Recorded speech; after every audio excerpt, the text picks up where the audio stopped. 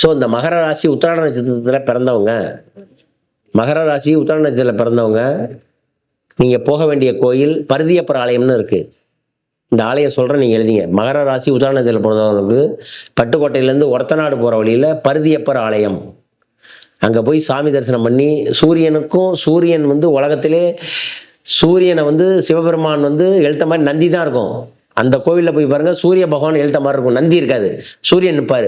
சூரியனும் சிவனும் ஒன்றுக்கு ஒன்று நேருக்கு நேர் பார்த்துட்டு இருக்கிற கோயில் அந்த கோயில். ஏன்னா அது உத்திராட நட்சத்திரம்னா அது சூரியனுடைய நட்சத்திரம். இப்போ சனி உங்களுக்கு வழிவிடுறப்ப உங்களுடைய கர்மா வழிவிடணும்னா நீங்கள் போய் பருதியப்பர் கோயிலில், அந்த ஊர் பேர் மேலே உளூர்.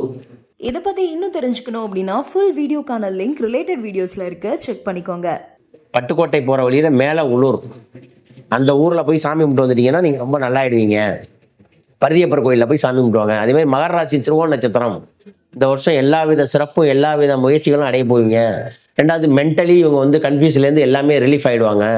மகர ராசி திருவோண நட்சத்திரக்காரவங்க கண்டிப்பாக செல்ல வேண்டிய ஆலயம், ஒரு பக்கத்தில் இருக்கிற எங்கே இருக்கிற பெருமா கோயிலுக்கும் செல்லலாம்.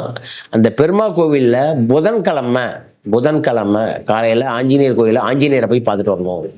6 to 7 புதன் குறையில இல்லை திருவோண நட்சத்திரம் மாசத்துல திருவோண நட்சத்திரம் வர அன்னைக்கு காலையில போய் 6 to 7 அந்த புதன் குறையில பார்க்கணும். இல்லை புதன்கிழமை அன்னைக்கு போகணும்.